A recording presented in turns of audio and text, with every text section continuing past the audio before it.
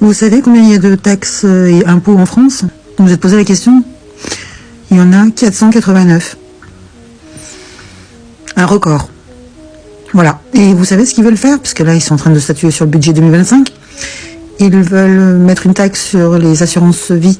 Hein, vous savez, les petits travailleurs ont cotisé pour leurs enfants. Ils prennent une assurance vie, on ne sait jamais. Ils veulent imposer les assurances vie maintenant. Et peut-être mettre aussi la taxe d'habitation, la remettre. Alors peut-être que oui, peut-être que non.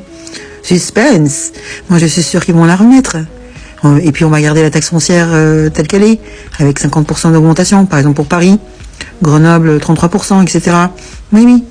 Voilà, ils nous saignent, mais jusqu'au... Il n'y ait plus rien, plus une goutte de sang.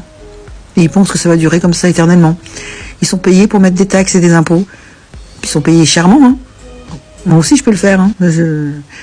Si c'est pour trouver juste ça comme solution, je peux le faire aussi, hein. Pas de problème. Non, il n'y en a aucun qui ont une réponse intelligente. Par exemple, industrialiser le pays. Non, ils ont vendu tous les fleurons. Et ils pensent que ça va marcher comme ça longtemps, hein. C'est extraordinaire. Voilà. Et dites-moi dans les commentaires ce que vous en pensez. Écoutez un peu l'extrait que je vous ai mis par la suite. Alors, je vais vous dire, bon. Et après, on ira à l'Assemblée. Parlez pas trop longtemps. 489 taxes et impôts en France. Il y a des taxes sur tout, hein. Mais là, ce qui s'est passé à la commission des finances dirigée par Éric Coquerel est absolument hallucinant.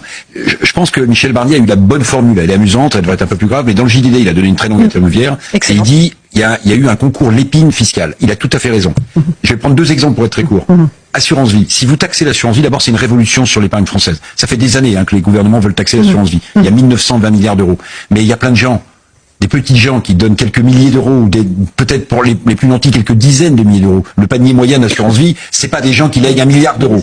Je crois qu'il y a 42% des Français qui ont une assurance vie. C'est le chiffre officiel de l'INSEE. Mais regardez l'incohérence du truc. Si vous tapez l'assurance vie, au-delà que c'est une révolution de l'épargne, je sais pas si les Français supporteraient ça longtemps, mais en fait, l'assurance vie, ça sert à quoi? Ça sert à financer la dette à hauteur de 25%. En fait, ça sert à financer la transition écologique et ça sert à financer un certain nombre d'entreprises. Donc si vous taxez l'assurance vie, il risque d'y avoir une décollecte. Et donc on aurait un problème supplémentaire. Formidable. Et je rajoute sur la taxe d'habitation, vous avez mis le doigt sur le truc, mais alors là on se ferait avoir à l'aller et au retour, parce que la suppression de la taxe d'habitation, les collectivités locales nous ont dit nous on n'a plus les moyens, donc on augmente la taxe foncière.